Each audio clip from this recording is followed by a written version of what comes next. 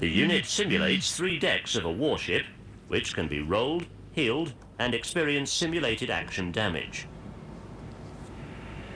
One deck is fitted with stanchions, rails, hydrants, a small davit, and 2 deck houses with enclosed ladders to 2 deck. Crews are trained on 1 deck under rolling conditions to use emergency fire pumps to drain compartments below.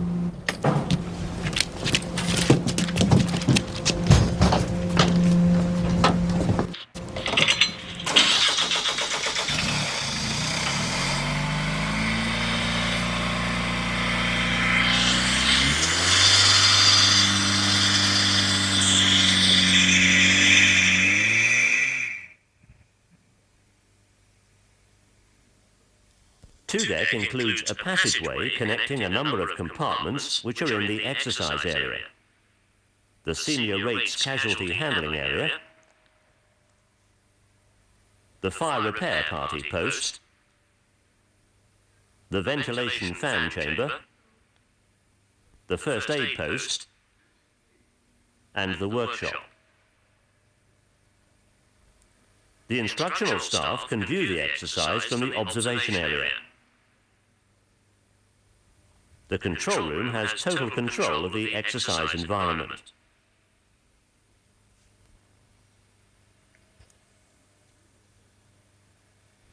Three deck includes the junior rates mess and the generator compartment where damage is simulated. Damage is simulated by punctured decks and bulkheads with water at a pressure of 0.4 bar.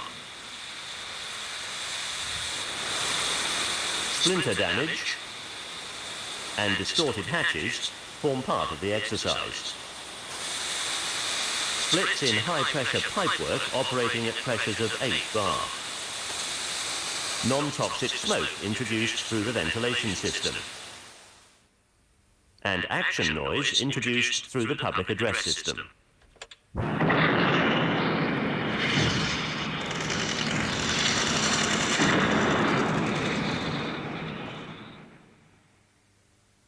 Observation areas allow monitoring of 3 deck. Adjacent to the dryu is the pump house, which provides the services to the rolling structure. It contains an overhead tank holding 100 tons of water for the training exercise. It also provides hydraulic pressure to the computer-controlled rams that give the dryu its rolling motion.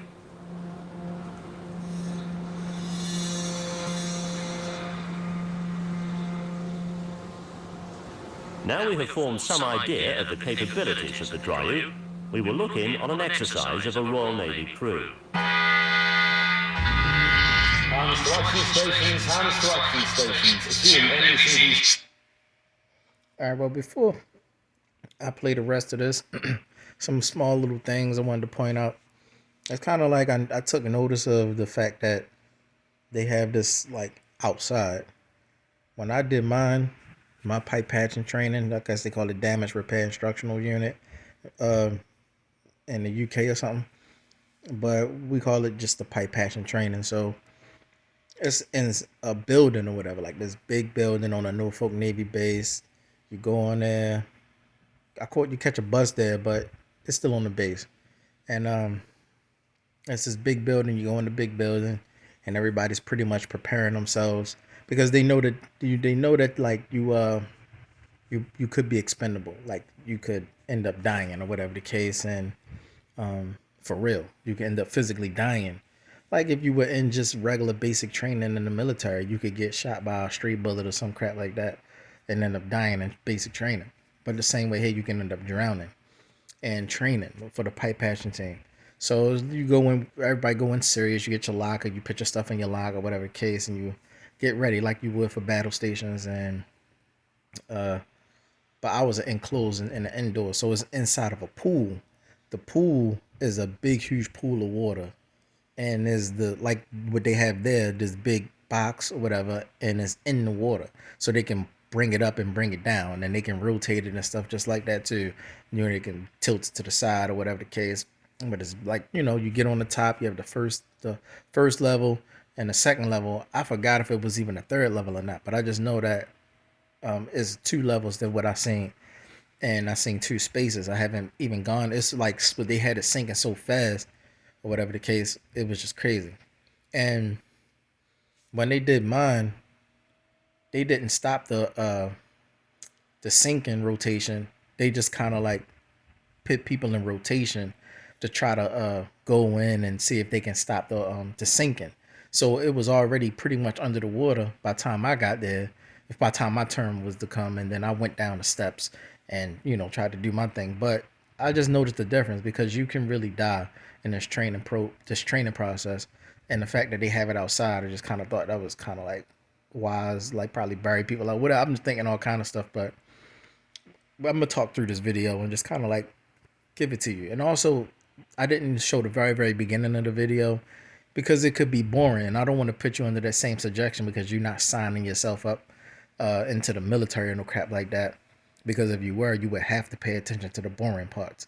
Or else you would not know what you're doing and you could die not paying attention to the boring parts. So I didn't want to do that to you. I just wanted to give it to you, my version or whatever the case, a little bit more seasoning. But let's go further into this. State 1, conditions Zulu. The ship is closed up under air attack. The hull is rolling plus and minus 7 degrees. Hands to action stations, hands to action stations. Assume NECV state 1, conditions Zulu.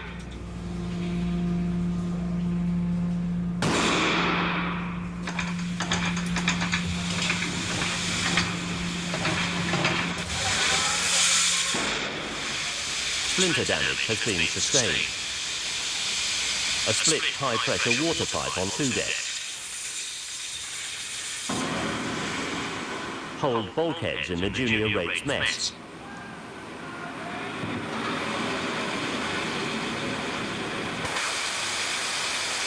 And in the generator compartment.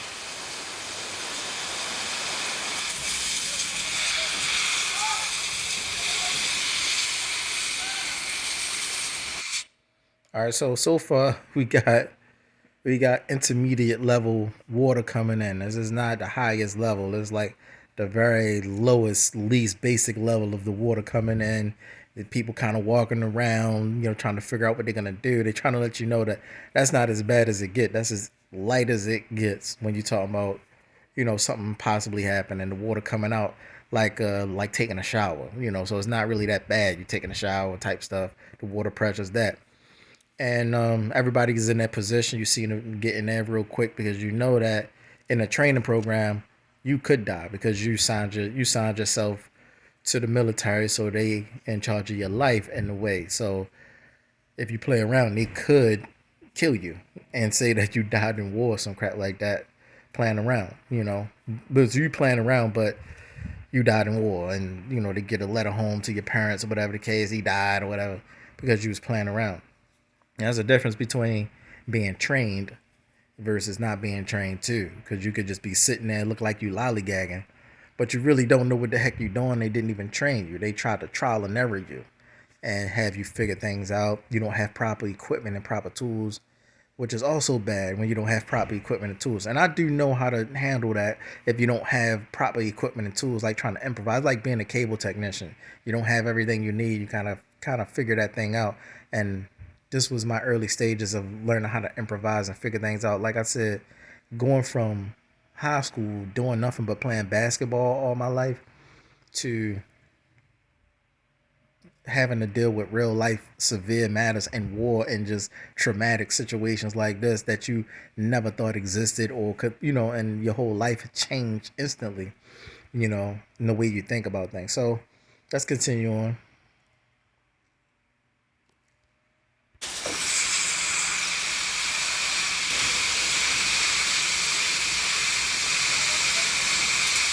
The repair party on 2 deck are bypassing the high-pressure leak.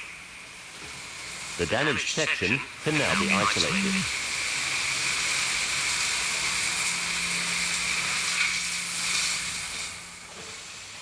All right, so that seems phony right there, but it's not. All right, let's say, for example, the pipes are bursting or whatever the case, or for whatever reason the pipes burst. Now, you have a lot of valves in Navy ships. where you can cut off water, sections of water supply, stuff like that, for cases like this. So the Navy ships are designed, the piping system is designed like that for a reason, to where you can hatch off certain areas if in case you got a burst right there or something like that. You can cut it off and repair it or whatever the case. So that's not untypical. Like how he just, if the ship is getting shot up and blown to the side, how he just cut the valve off and then just stop the water. We can just do that through the whole thing. But that's just one small case to know to do. So you have to know that part as well as other parts too. Like, okay, let me shut the valve off because this situation. So your mind is running. So you actually have to be trained on the piping system and all that. And the doors, as you see the doors around it, has all of the latches right there. That's to secure it on every side so that if the water pressure in the room that they in back there, if it start to flood up too heavy and too fast for them, and they trying to get this space right here, patched up, you would shut that hatch and lock it down so that the water wouldn't break through and deal with the space that you in. And it could be that you surrounded on all sides of water and you just stuck in this space and you got to try to patch that up. And so it's based on whether you will live or die, you patching up this one space so that you can think what you need to do, to get out of the space. So right now it's not that high, it's real low, so they can think and just not move too fast, too hasty, slipping and falling and stuff like that. They also have what you call non-skid on the floor. Non-skid is like a mixture of glass and sand or whatever the case, and cement together, and they mix it together and they put it on, they just kind of like roll it on the Navy floors and stuff like that, the metal, so that when you walk in, you don't slip on the metal when it get wet. The boots grip onto the non-skid, whether it's wet or not, and you won't slip too much. Now, when you saw the people falling in the beginning, the water pressure was pushing them down. It was hard enough to push you down, but really, it's like shower level, kind of, I'll continue on. Down below in the junior rates mess, the damage is being sealed using wooden wedges. Now, sometimes the wooden wedges part, you don't have enough wooden wedges, or you just don't have wooden wedges, or the wooden wedges don't fit in the holes or whatever the case. Since this is a training exercise, you just do it as the typical way. But you also have to realize that these wooden wedges might not be there. You might not have enough, and you might not be able to hammer them in there, whatever the case. You might not have a hammer. You might have to use your hand.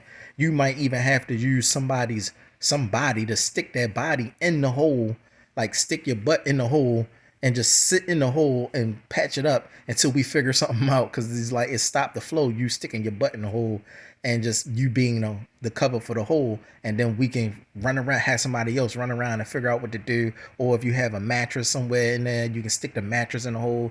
You have to improvise sometimes. So that's one of those moments that give you the soft version, like put the wood in there, just knock it in there, or whatever the case. But it get more fearful as the water start getting higher and higher. As of right now, it's just kind of like, dang, yo, this is getting crazy.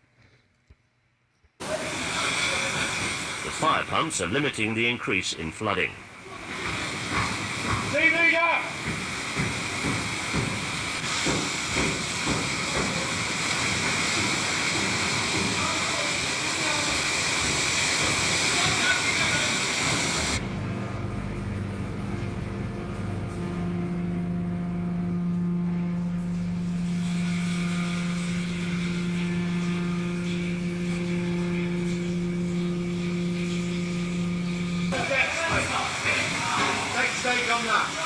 Now the rolling simulation is good too, because when you out to sea, you're doing evasive maneuvers. So you are moving your ship around and driving your ship at the same time while you hit. So you're gonna have you moving back and forth and bouncing back and forth, whatever the case. So it's gonna be where you have to face the fact that you're not always stable in one position. You're going to be tossed back and forth by the ship moving, and the water also hitting you at the same time. So you're going to have to, be quick and stuff. Like, whereas though you breathing for the second, the water goes down here to this side of the room, and then it goes back to the other side of the room like a wave. And, you might have to periodically hold your breath, and then you can have a moment to unhold your breath and breathe and then still try to patch it in. So long as that water is not all the way at the top of the metal, like metal to metal, the whole room is filled up and you got corners of space of air, you still can try to get that thing patched up. It's that real. So as of right now, they just kind of like getting them acclimated to it's getting more serious or whatever the case, and they slowly increasing the danger level to kind of like not traumatize them real deep early like that, but let them know that it's a slow trauma. Just kind of helping them, because if you do it like how they did us, just throw you right in there and it's traumatic, it affects you in the future. Like how you just go to war, it affects you long term. So let's continue on. No, you guys your tea.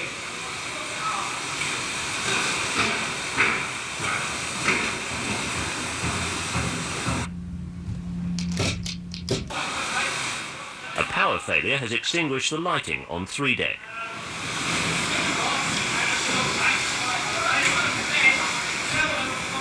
Now this part is scary. But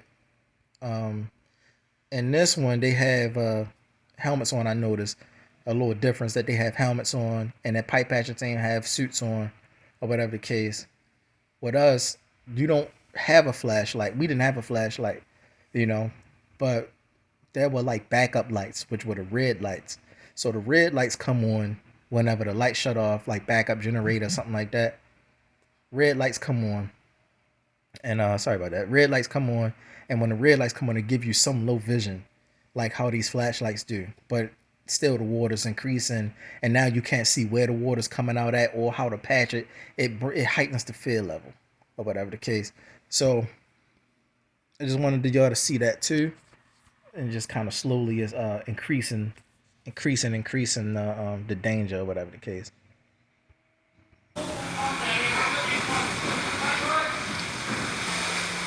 Efforts are continuing to contain the leak in the generator compartment.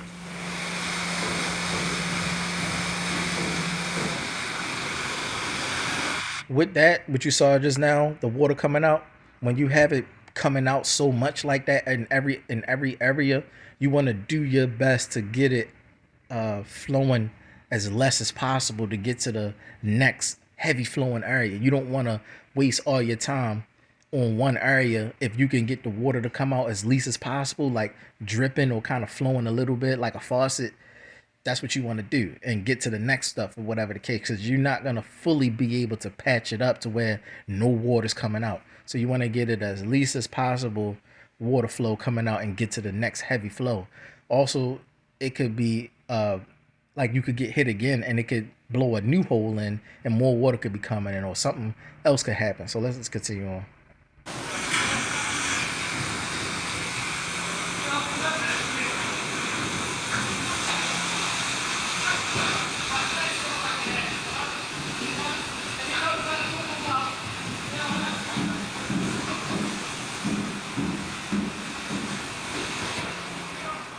With lighting restored in the junior rates mess, the repair work continues.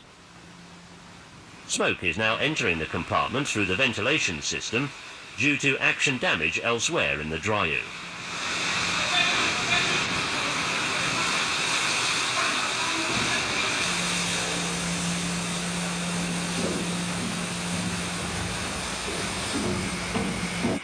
So that's the part right there this is the part right here where it starts to get highly fearful, to the point where you're about to die if you don't really focus and all of y'all don't team up. So all of your differences, and stuff like that, and people you don't like, you gay, he's this, he's that, all of y'all differences go out the window when you need each other to survive and you about to drown and you're in a enclosed box or whatever, or you in an enclosed ship, especially an aircraft carrier. If you in that thing, it take a long time to even find the hangar bay or to get to the flight deck. And you talking about you in the ship and it's flooding and you can't even swim your way out of there with enough breath held to get out of there. You would have to swim through the hole that got shot in order to have a chance, if you really in the aircraft carrier. So it could be different, but this being a smaller ships are easier to navigate or whatever the case and maneuver. So this would be easy to get out of, but an aircraft carrier is not. So you gotta really focus But the benefit of an aircraft carrier is that you can find compartments to box yourself in to secure yourself from the water on all sides. So this is that moment when that water wave went up and came back. They got serious.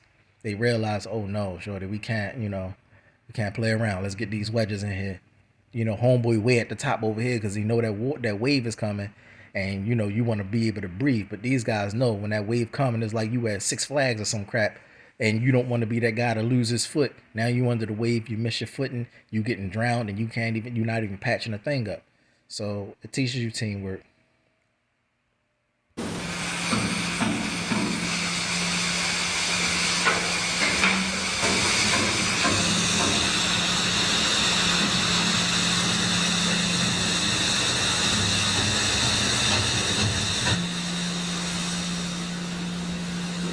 The bulkhead leak has been successfully contained with wooden wedges and the compartment pumped dry.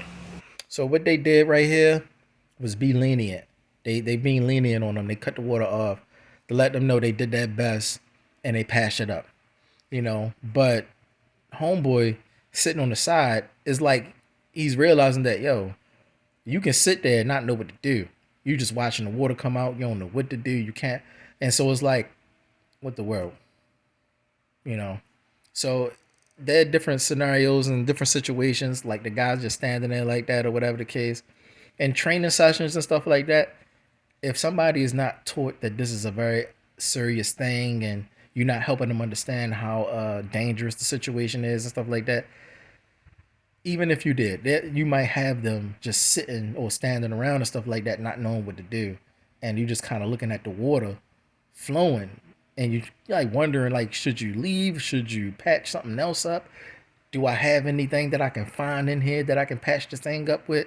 It's all kinds of things like that. So you got to be careful about that. You could have somebody standing there looking for something to patch it up with, looking like they lost, but they not. Or you could have them really just like lost. It varies. But the more dangerous it start to get, the more you start seeing, crazy things or whatever.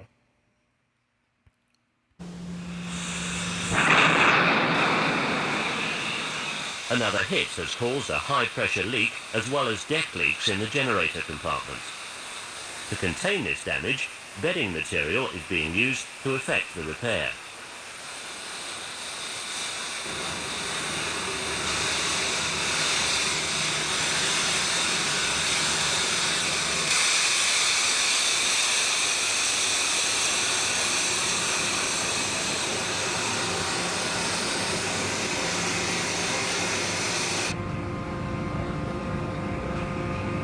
So what just happened just now with the new breach, the water's coming in heavier from different areas now. And you're looking at it like you're doing your best to patch up already. Now you get another explosion. The hole is hit. Whatever the case, now water's gushing through everywhere, more than before. So it's now looking like they don't know what to do. It's nothing that they can do to patch it up. So what you do is get out of the space. So if you, like where they was at was like level 3, the lowest level. What you do is get out of the space, hatch it down tight as you can, and try to deal with the second space that you in and patch that up. And y'all can come back later to the the areas that's flooded and deflood those areas later. You just got to get out of the area when you can do nothing. You got to get out of that area and deal with the next level. The increased flooding makes it necessary to evacuate this compartment. This exercise is now complete. Motor-driven drain valves can empty each flooded compartment in approximately 1.5 minutes.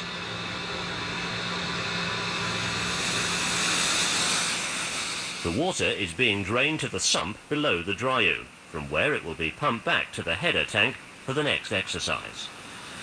All right, so what happened? We saw it all. What he just said was like 1 minute, a minute and some change. As fast as the water can drain out is as fast as the water can fill up.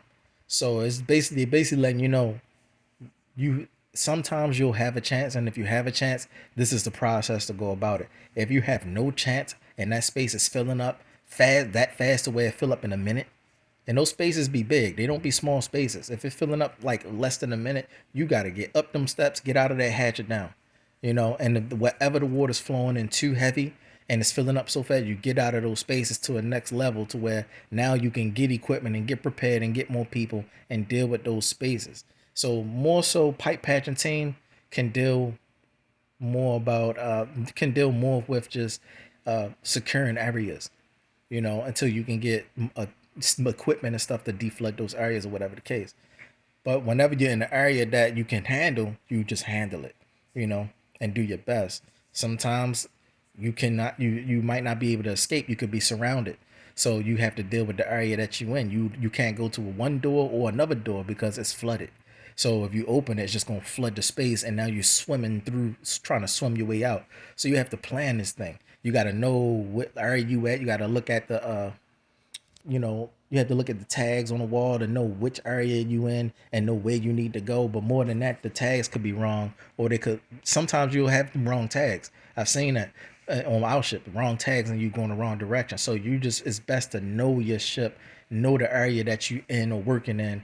When it's time of war, go to the area that you know. When it's general quarters, you go to your actual location that you're assigned to, because that's where you know the ins and outs, the up and downs, the areas and the rooms, so that if anything happen or whatever, you can swim your way out without trying to find your way out at the same time.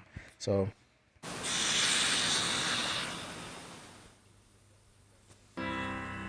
After a collision in the Gulf whilst on escort duties, HMS Southampton was saved by a crew who had undergone training on the Dryaw.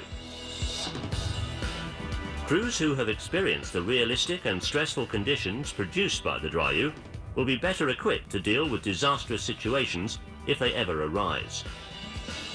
The system forms an excellent investment for any naval force or organisation who may have to deal with fire, flood and smoke at sea.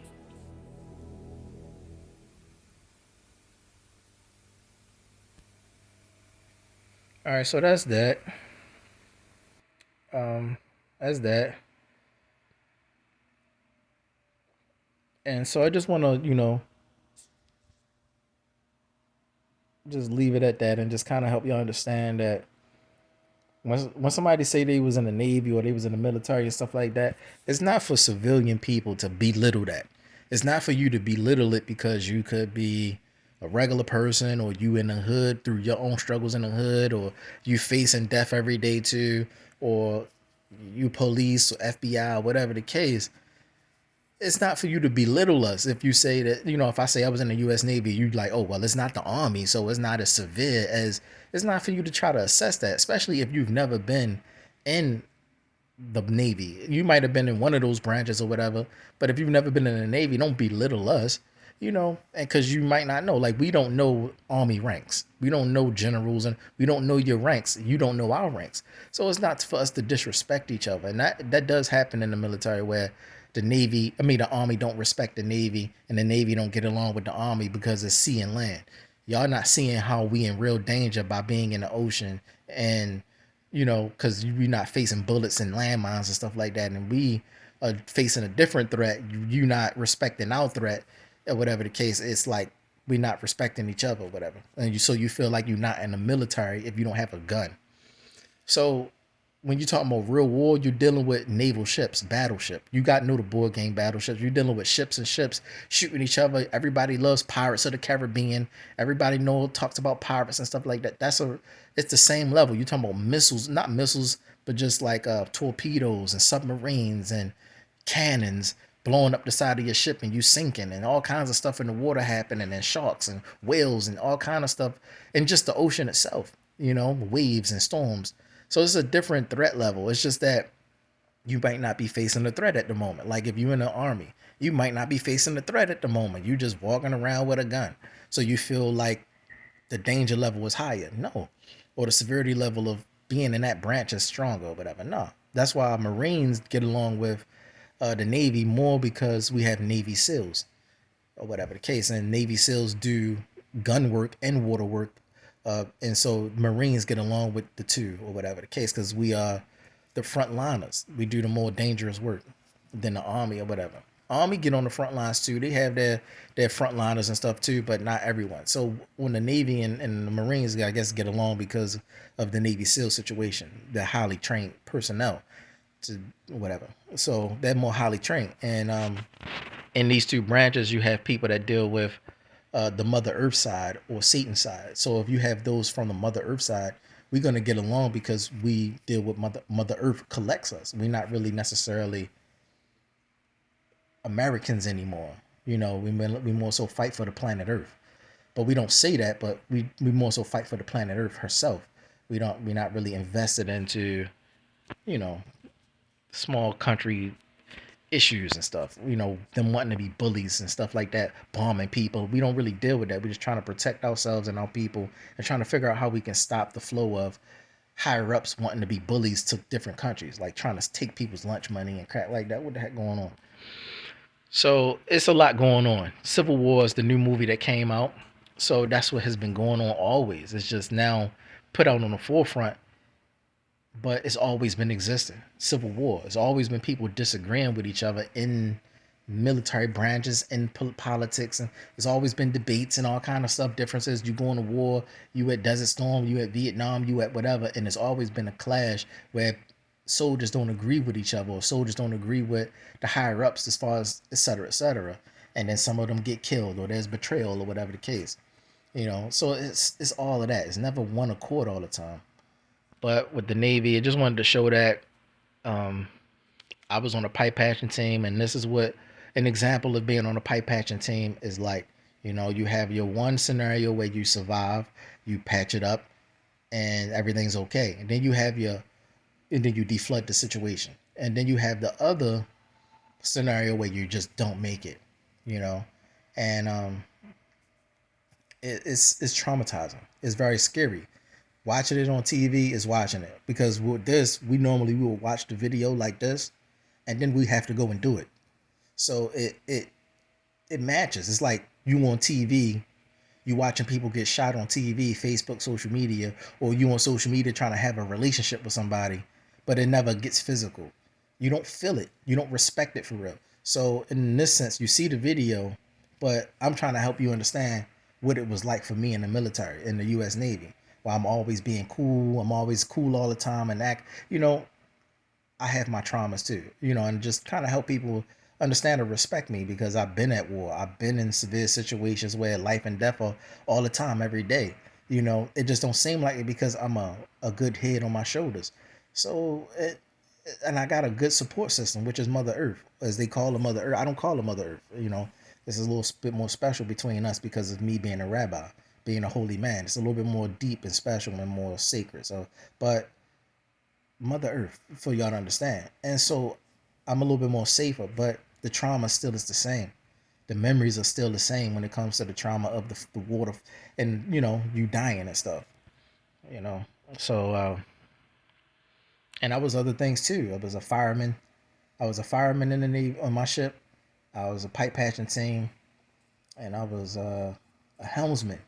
I was a helmsman, lead helmsman, and they wanted me to go to training to be a master helmsman. And I didn't want to be a master helmsman, but if you call me up to drive the ship here and there, I'll do it. I didn't want to really do it because I wanted to be IT, but I did it anyway. So I ended up being part of the crew in boot camp, which is the 4-star Rear Admiral. I personally was part of her crew. So it was a special crew within the military that dealt with certain kinds of matters, the different clashes or whatever. But also I was part of the crew on my ship, the CVN-71, Theodore Roosevelt aircraft carrier. If you don't know, I was part of the master helm crew. So those who were master helms that drove the ship, I was part of their crew. So we hung out and stuff. My ex-fiance is a master helmsman. So she was nice when it comes to driving the aircraft carrier. So whenever the aircraft carrier had to fuel, the ship would come from off the horizon and pull up right beside us. Next thing you know, we fueling and refueling or whatever on the ocean. But it's also dangerous and stuff like that, because if you make a wrong move or a wrong turn, you can clash into each other and we can sink from somebody not driving right. So my ex-fiance, Danielle Marie Vandors, was a master helmsman as a second class petty officer. And then my friend Nelson, Richard Nelson, he is a master helmsman as well. But we play Tekken all the time. We always play Tekken or Dance Dance Revolution. And then Hightower was a master helmsman, but he left. And then I replaced him as master helmsman, but I had to go through training. So I was in master helmsman training. But issues happened on the ship, so I ended up getting kicked out or whatever the case because of stuff was happening to me and stuff. Non self-inflicting stuff, but they made it look like I inflicted it upon myself. So it looked like they set it up real well to where their word is above my word, and no matter what I say, I'm the one that's wrong. When really, no. Even stuff that I did got erased. A lot of my stuff got erased, so I ended up being off the grid in a way, if you call it off the grid. Like all of the stuff that I did and the accomplishments that I did in the Navy got erased. Stuff that I accomplished that high ranking people didn't even accomplish got erased as if I didn't do it. So my records got erased so that they can basically make me look like I was this guy that just was not worth the time of the military. But it wasn't that. I was too well put together, and I was not for the satanic order. I was for the Most High and the truth, and they didn't like that. So my last conversation was with the chaplain, and the chaplain vouched for me on my behalf so that I could have a future. And then I went to captain's mass and they kicked me out. But it was like they was not liking the fact that I was an upstanding man, and I wasn't for Satan and stuff. They was trying to figure me out and stuff.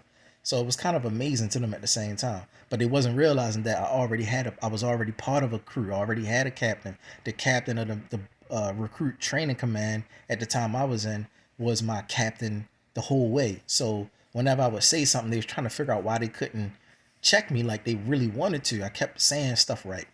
And it was because I have a captain helping me. So I have a captain, I have master chiefs, senior chiefs, lieutenants, and the 4-star rear admiral, which is a '09. That's I have people that are high rank, work in the Pentagon and stuff like that, mentally connected to me. I have Navy SEALs and stuff like that that are highly trained to kill and stuff like that, mentally connected to me. So you stay connected. Like in the military, you stay connected. You don't disconnect. So whenever it comes to how you think and how you move, you're moving together. So you think you're looking at one person moving, you're moving together. You never move separate. You never alone, an individual. No man left behind, if you would. So I'm from the no man left behind era. So whenever you see me, you're looking at you're looking at other people too. That's how it is with the military. So you respect people that's been in the military because you think you're talking to a young guy, but you're talking to people that's old, probably people in retirement homes by now, that were high rank officers in the military, worked in the Pentagon and bullcrap like that. So you got to kind of respect that we all connected. So whatever affects me affects them too, stuff like that. So it's a connection. Even my Uncle Lamont knows that. That's how he ended up punching my grandmother in the face. Something that's impossible to do. He was connected to something that was wrong to be connected to, and it ended up jamming him up, and he ended up doing something, I guess, in his mind to protect the family, but it ended up not protecting the family. It was a stupid decision to make, and he thought I was supposed to be with him. Because Navy personnel, Marines get along, so he thought that I was gonna agree with that, and I said no. I didn't choose the satanic side of the military. You did. So that's why you punch your grandma. I chose the true side of the truth side. I chose Mother Earth. I didn't choose Shadow. Okay? So I'm with Sonic. You with Shadow. And bam, he did it. Punch grandma. And I stopped him. So it showed and proved that we on two different sides of the military, even though we both come from the military. I don't know anything about what side Uncle Billy is on and stuff like that. I think he's just still trying to decide. Because he's trying to decide that's nothing to read. So that's between him and Uncle Tank and my father. But he outranked me when it comes to that. So I would not be able to read that. But when it comes to the Navy side, he can't cross into the Navy side of things because it's a different type of personnel. So we can't read each other. We just know that we both are on a military mission and still both connected to the military personnel that we came through with. And that's all we know. But my family don't know I dealt with high-ranking officers only. I never dealt with low-ranking officers. I always was linked up with high-ranking officers. But because I just came in, it take a long time to get high rank. So they just dealt with me early, And so here we are. I mean, probably right now there's people out there that I was in the Navy with that's got their rank and stuff high, that when they come across me, that's Gibson. What's up, Gibson? What's up, Gibson? But you like a whole E7, E8 now. It only go up to E10 and O10. So, but you like a E7, an E8 or something like that, and like you chopping it up with me, like I'm on your level, because it would be that if I was still in, I would be on your level, a high level by now. By now, I would have retired. You know, I would have retired if they didn't kick me out. But whatever the game that they was playing or George Bush was playing, there was some kind of thing he was doing. So it wasn't like it used to be, and that's what they was realizing. Like it's more metaphysical, more mental now. Nobody trusting each other, more gay now, stuff like that. And you could, like I said, you could not say that you was gay in the military back when I was in. You know, then after I left, it had a law where you can now openly say that you're gay, and nobody can do anything to you, you know, stuff like that or whatever. Because you would get kicked out if you said that you was gay. So it start becoming different, if you understand what I'm saying. So, yeah, man. So today, yeah, it's like that. But them knowing that I was on a pipe patching team is where I get my respect from, no matter what the rank is. You know, like you was on a pipe patching team? Like, yeah, shorty, I was on a pipe patching team. E2. Like, I don't mean nothing, shorty, I don't mean nothing. You was on a pipe patching team. Out of here. So it's like everybody that was in the Navy understand that if you really was on the pipe patching team for real and trained, went through the simulations and stuff, you get your respect without the rank. So it's like that. Even the captain respects you because, you know, you on a pipe patching team. You deal with patching up the ship. You sacrifice yourself for the captain. The captain is the first person off the ship. The last person off the ship are the pipe patching team. We're the last ones. We go down with the ship. You know, so it's like that. The captain has to rely on us to keep the ship afloat. So that's why the captain really loved me being up on a flight deck and stuff all the time, being right next. He wanted me to be, the captain himself wanted me to be next to him and be a man to him. He wanted that. It was no bad feelings, no bad emotions or bad taste. It's just I was a good guy or whatever. So the captain is the highest rank on the ship. So the captain always chopping it up, always wanted to be next to me and stuff like that. Probably has something to do with spiritual connection and things like that too, purity and things like that, connection to the Most High. But yeah, man, always up there with high-ranking officers. The captain, he sit in this ship. I mean, he sit on this chair, and he oversee the ocean, and you see the flight deck and all that. Then you got your lieutenants on the side looking at the radar, looking for bogeys, you know. And then I'm right there driving the ship, you know. So it's like that. But I wasn't a master helmsman yet. I was training to be one, but I still knew the routine of how to drive the ship and what to say. You couldn't just drive it though. You had to the lieutenants would tell you what direction to go in, and then you would call it off that you turning in that direction, and you would have to know how to drive that thing, because an aircraft carrier is like, when you turn it, it's not like a car. It's like a late turn. You turn it early so that you can turn it on time, and then you have to turn it, turn it early to get it on time. So if you're trying to turn at a certain angle, like 70 degrees right, you have to turn it right. You can't turn it right at the moment. You got to turn it earlier, like 5 minutes early. Turn it, and then when you about to hit, you like at 64, 65 degrees, right? Then you turn it back straight so that the ship will slowly align on 70 degrees on time. You had to know how to time it and all that. So it wasn't just a matter of driving and just like, you had to really be focused and know what you're doing. And that's why I was in master helm training, so I can know the ins and outs of the ship, feel the ship. Like I'm driving a car, I got to feel a car out, you know, and here it is. I got to know how it moves, how it turns, you know, that little glitch in the side that you can't turn, you know, I got to know all of that stuff so that I can turn it on time and right and stuff like that. And we don't crash into an iceberg, or we don't crash into an island somewhere on the side or another cruise ship. I could have crashed into an iceberg or some crap, but I didn't. I was just making sure I was doing my stuff right. And, you know, you got to be careful. That's a big ship. It holds 5,000 people. But when you don't talk to me about that experience in my life, you'll look at me like a little boy the whole way. You know, I had a whole grown man life at 19. It dealt with grown man stuff, only around grown men that dealt with war and military. Men that you would never walk up to and talk to, that you would be scared to death to even look at. I was around all the time, 24/7 in the military. So it's just was an upstanding guy, you know. So my life always been that. Like, why are you so different? Like, yeah, I'm looking at people that's police and this and that, and I'm like not feeling anything, you know, because I've dealt with military personnel all the time. The only people that had envy was military police that was on base. Like, they always had this little thing about they the police officers or the people on the ship. So it was a little bit different. Like it was like a clash or whatever. Like they not part of you, but you just on that base and they run the base. So don't do anything or do what I say or else we gonna lock you up. So only people that had power to lock anybody up that was a military personnel was military police.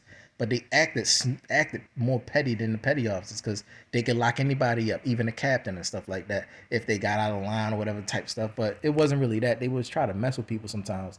So it just it didn't have to be that though. It was just stupid. It didn't have to be that. It was more like them wanting to flex and stuff sometimes because we're actually in the military and they are just military police MPs. They just MPs walk, driving around and just like, yo, we in the military. Why are you looking at us like we we about some dirt or we trying to sell some drugs or something? We on a ship. We Navy personnel. We can't even be in the military without being clean and stuff like that. So why y'all acting like we dirty? It's just that thing. Like they try to put those vibes on us like we in the hood and we doing dirt type stuff. And I hated that. Like I'm free. I'm doing my thing. I'm about to go to the little spot to go play the PlayStation and stuff because I'm off right now.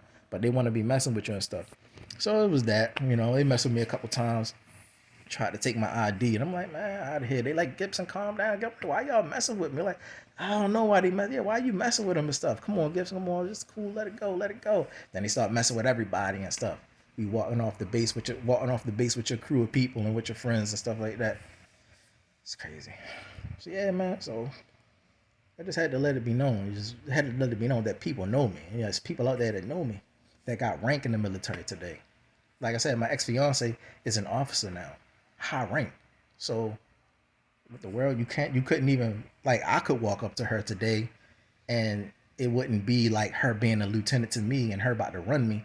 It would just be like, that's my ex-fiance and how you doing? And all soft and stuff versus her yelling at people and telling people what to do. And she got ranked to pull you and, all that. That's how it is for y'all. But for me, it wouldn't be that, because I would be like a lieutenant to her.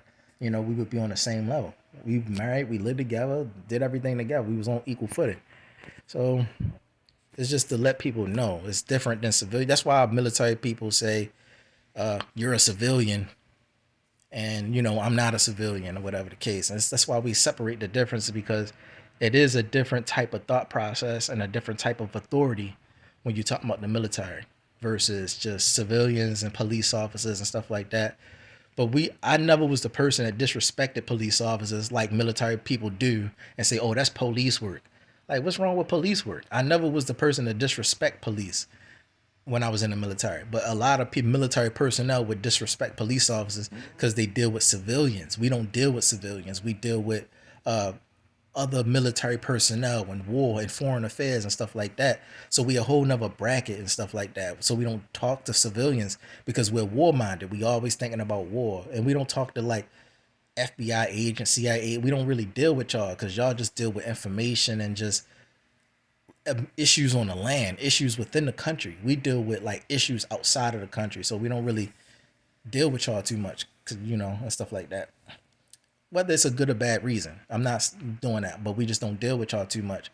So we stay to ourselves. But if somebody was in the military before, we connect with them instantly because they know, and we know that what the connection is, we're still protecting the country. We're still protecting the country. So one military personnel is worth like a whole state worth of people. So that's like we get on that high level to where we got to protect people that's in the country. So yes, it's like the lowest rank of the military personnel was like a mayor or something like that of a state. That's how different the bracket is or whatever the case between civilian life and whatever the case. But when you get high in rank as officers and stuff, it's like you oversee a lot of stuff. You oversee a lot. It get real vast. But I'm not here to talk about how vast it get, but just had to let you know the differences and the difference of thought, And my brother, I have a brother named is Derek. My brother, he never experienced anything like that before. So his thought process is nothing near my thought process. So him and my sister, the way that they see life is not going to ever catch up to the way I see life because they never been to war. They never been where I've been. So their actions and the way they react and the way they talk and the way they think is way different than mine, And so it's hard. It can be hard to see if like I'm somebody you got to talk to because I've been through different experiences, untypical type of experiences. So you have to talk to me because you wouldn't expect the type of things I would say. Like my brother would try to pep talk me and school me on something. That's fine if I don't understand what it is that he trying to school me on. I never experienced it. That's fine, but he keep failing to realize that before he even got to the point to try to school me, I still was in a position that I gotta school him on some things about just life and stuff like that. Like my brother don't know nothing about the military. He know about jail, but it's nothing like the military. When you gotta defend, it's a different bracket. So and different people you deal with. So it's like he wouldn't know how to deal with that, you know. And inform him about that, he would have to like stay quiet and really like listen, how to protect people and stuff like that, or the dangers that come and different types of dangers that can come to the country. And it's like you're not in that bracket yet. You're still in the I'm from the hood bracket type stuff, And I'm police, I'm FBI. Like that bracket has nothing to do with the military.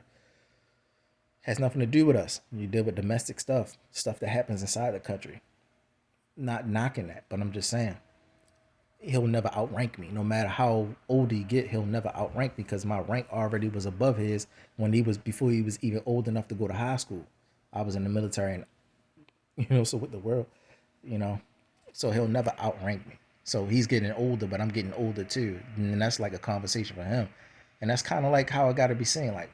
You getting older, so you getting up there, you in a position and stuff like that. You doing your thing, you out there in the law enforcement and stuff, whatever the case. But I've been there before you was even old enough to be noticed on the radar. So gotta still respect that because I'm still part of the crew of people that's ranked in the military. I'm just not there physically anymore because you don't, top secret clearance stuff that I can't even tell you.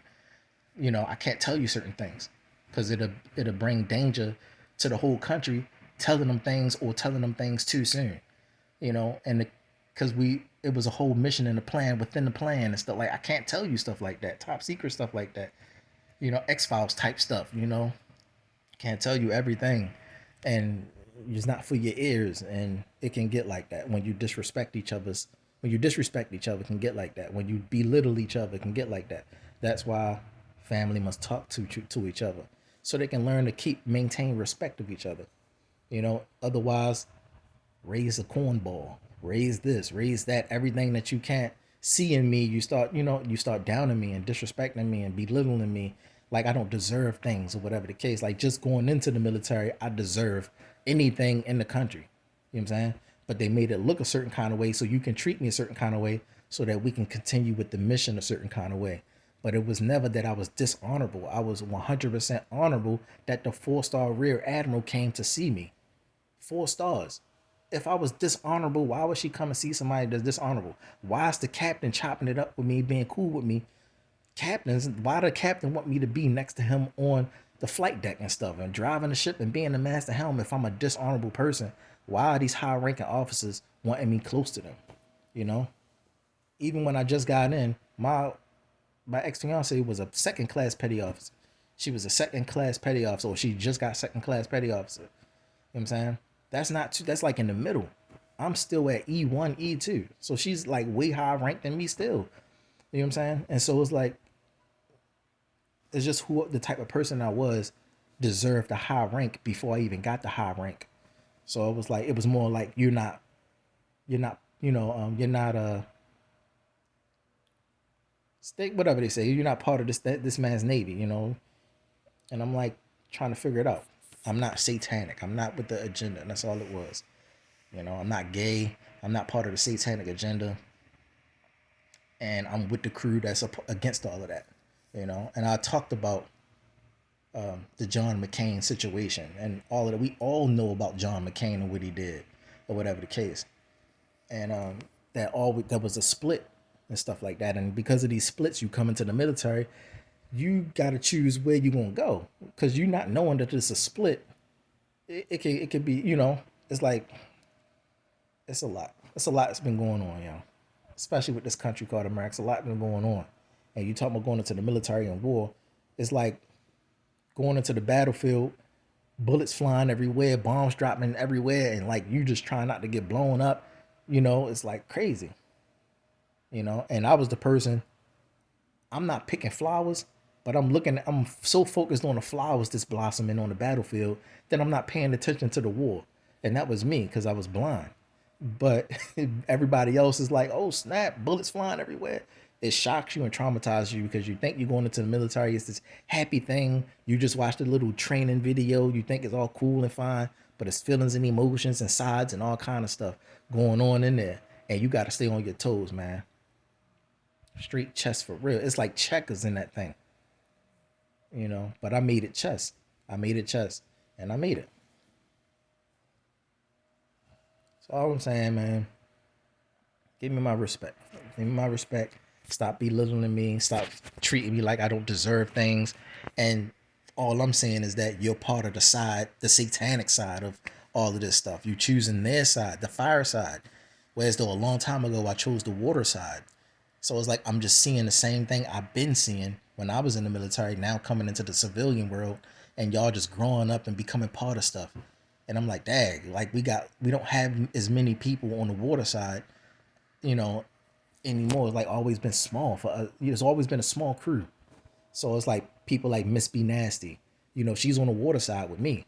And then you have Bella Porch. She's on the water side with me. We don't have a big crew, but the small crew that we do have is our personnel, is our team. It's always been that. And then you see a bunch of dumb people, demon time. Y'all chose the fire side. Like same military stuff. It's nothing new. It's just like seeing people catching up and thinking that they outranking you and stuff like that. When it's like, we've been dealing with this. Like now you just getting into the thing. You way at the beginning of the maze. We already out the maze. You know what I'm saying? And came back to see what y'all doing. Like, what? Like still in the maze? Just got in the maze. We been out. It's like that. It's 2024. I was in 2004. 2004, I was in the military. It's 2024. The Biotech Pest Control. Sorry, y'all. It's 2024. That's 20 years. 20 years then passed since I was in the military. So understand where my ranking, what was going on, and where my mind is at when it comes to being professional and being militant and being crispy and all this bullcrap, being in order. I never was a loose one. I always was on my toes, part of a different mission that y'all was not understanding. Now that y'all at that level to understand, y'all just on a different side. Now you kind of can get a grasp of what I was doing. Like, Ray's different now. Now you kind of can understand, oh, why was he so different and what was he doing? Back then when I got into the military, I think Uncle Chris was the only one I think was like an FBI agent or whatever the case. But I went into the military. So it was the beginning stages of that. So he'd probably be the only one on the same understanding level of what was going on. It's crazy. So people saw me go in, family saw me go in, but they didn't understand the depth of the dangers and the depth of how severe and different responsibilities and accountabilities and how crazy it really was, because the social media, YouTube will only give you soft versions. You won't get the real deal.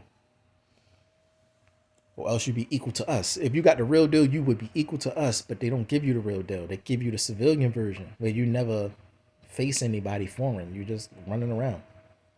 So to me, when I come around family, they thinking like I'm crossing the line by, saying controversial things about different countries and stuff when it's not new. We've been doing this in 2004. It's been doing this. I understand what I'm doing. They don't understand what I'm doing, but this is what I've been doing since 2004. This has always been the mission. So the things I say always been controversial. I'm supposed to say them. I'm not saying it by myself. I have military personnel that's still within my head helping me govern myself and know what to say and know what to do. All the information that I get is still top secret information that they only give to me secretly because of the side that I chose. Y'all just trying to figure out like how the heck, what I got to do with anything and why am I this? And that's like, I'm an invisible person because I'm the guy. I got a lot of people protected by me. So they made me invisible. That's all you see. I'm an invisible man that's keeping all the souls safe. And it stretched so far to even Queen Elizabeth. When I went to the UK, I connected with the Queen. I had to send a message to the Queen. But you thinking, like, who am I to send a message to the Queen, but forget that I was in the military in 2004 and I'm somebody. But you just didn't know what happened when I was in the military because, belittlement. Like if I said I just came from Tokyo, it don't look nothing like I just came from Tokyo. You know what I'm saying? And what I had to do was something severe. I just went to an anime concert or some crap. That's what you could be thinking. But no, I'm different because I was in the military. It's a different story with me. But if you don't talk to me, you don't really ask these questions, you won't think that it's that deep with me. So when you see Bella Porch famous and you see Miss B Nasty famous, I'm supposed to be famous like Bella Porch. So I should be I'm really qualified. Well, I would say, I'll put it like this. Bella Porch is qualified to be next to me. You know what I'm saying? Because she was in the military. So she is qualified to stand next to me. Whereas though a civilian would not really be qualified to stand next to me. So if I was with Bella Porch, we could have a communication because we understand the same focal point, understand the same thing that we're doing. So everybody else would be lost. And we could even have a relationship, whereas though other people would play games and stuff. So we would be more connected, and people would not understand why we are so connected or how we so connected. Because in the Navy, what was going on and stuff that goes on, you don't know. So yeah, she would be qualified to stand next to me. So if I was famous, the first person I would connect with is Bella Porch. It's not the other way around. I'm qualified to be next to them because they was in the military and they got rank. No, I got rank over them. You know what I'm saying? I got, like I said, I got captains, chiefs, master chiefs. I got lieutenants. I got 4-star rear admiral. I got a lot of high ranking people inside of me protected, safe by me. Even when it came to protecting the president, Bush, then after Bush, it was Obama. Then after Obama, you know what I'm saying? Trump, after Trump, now Joe Biden. It was always to protect the mission of the president so that we can find truth. That's all it was. We're trying to find the most high creator, the truth. It was never about America anymore after 9/11. We need to find a true creator. But y'all kept thinking race and this and that. You had your select few people that was about that, but it wasn't about that anymore. It was about we need to find truth for the people. We need to free the slaves. That was the mission. Otherwise, I would not have been drafted into the situation.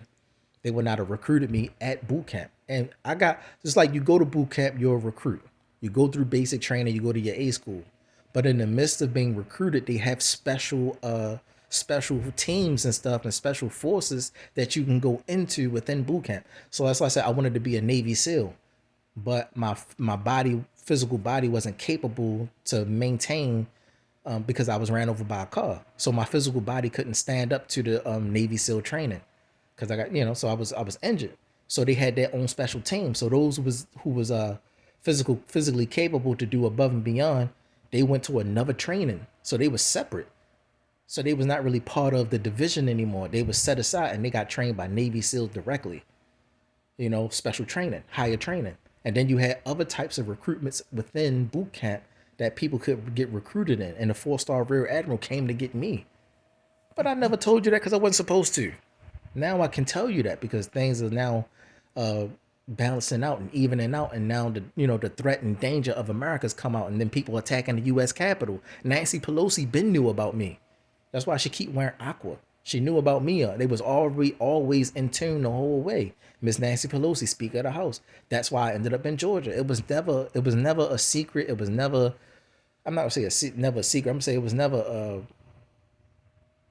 an unknown thing for them to know me. It was just unknown for people like my family and stuff to know that I'm important like that because of lack of communication, lack of being present and stuff like that.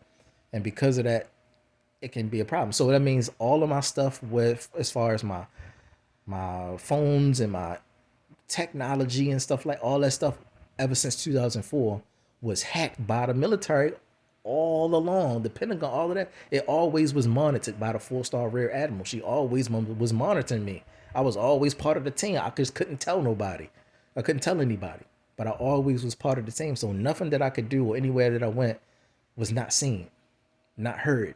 Nobody could say anything, and it, nothing had, it was always part of everything. So trying to talk to my family so they can understand it, so they can be careful what they saying to me and stuff like that. But it's like it can seem like I'm trying to be this disrespectful child or some crap like that. But it's like I'm not. I got responsibilities that's so high that I gotta follow my responsibility. It's not crossing the family line as far as disrespecting family, but it's more like I gotta do my job. Like Uncle Mark, but he crossed the family line by punching grandma.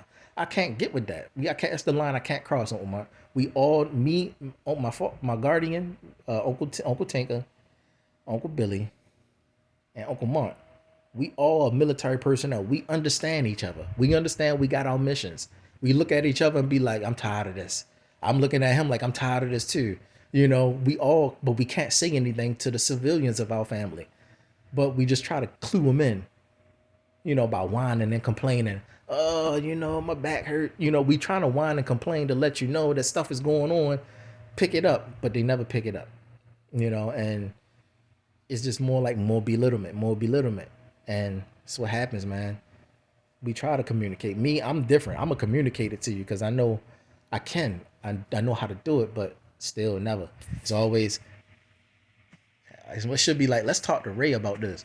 Never do they come and contact me. They just trying to stay away from me, not understanding what's going on. But whatever the case, man, battery low as you see on my little screenshot. Just had to say that. It's time for things to come out now. I've been living a secret life ever since I was 19. It messed my life up. Yes, it ruined my life. Yes, it did. But it was for the sake of finding the Most High.